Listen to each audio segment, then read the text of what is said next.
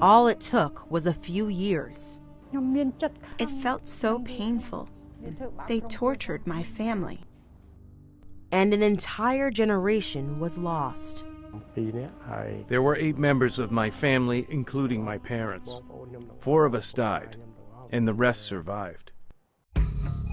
Millions of innocent people died in Cambodia between the years of 1975 and 1979, killed by a rebel group known as the Khmer Rouge. Inside, there are markers for how each person was killed, and there are just rows and rows and rows of skulls here. The Cambodian Genocide happened over 40 years ago, but it's only now that some of the Khmer Rouge leaders are going to trial, accused of war crimes and crimes against humanity. Victims want justice and are entitled to justice. They're entitled to see individuals that are responsible for harming them put on trial, and if they're found guilty of crimes, sentenced under the law. More than 500,000 Cambodians from across the country, including victims, have sat in these seats to watch the tribunals take place. Prosecutors during the tribunal aren't trying to examine every member of the Khmer Rouge. That would be thousands and thousands of people. Instead, they are prosecuting senior leaders or those most responsible. Some witnesses also... Although the Cambodian government is seeking justice for the victims of the genocide, many say they haven't done enough, and it's taken too long. At least 2 million people died during the Cambodian Genocide, but only 3 people have been convicted for those deaths so far. I think everyone would have preferred that these trials happened directly after the events so that we wouldn't have had some of the challenges that we've had because witnesses and even accused died or become too sick to be put on trial. Including the leader of the Khmer Rouge, Pol Pot.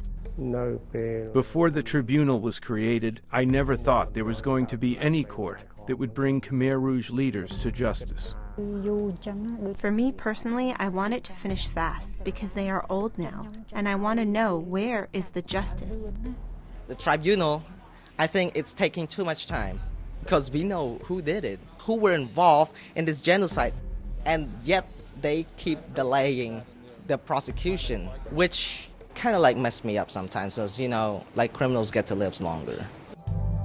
Through the tribunals, Cambodians hope to bring some peace to the past and teach a younger generation what happened, because many young Cambodians don't even learn about the genocide in school. The younger generation, some understand, some agree, but some don't believe. When asked in detail, they go like, what? Like they don't know. Like only people who went through the genocide will understand. Younger generations will never understand. But a new textbook released by the Documentation Center of Cambodia hopes to change that. Our main goal is to promote memory, justice, tolerance, forgiveness, and reconciliation for our country as a whole.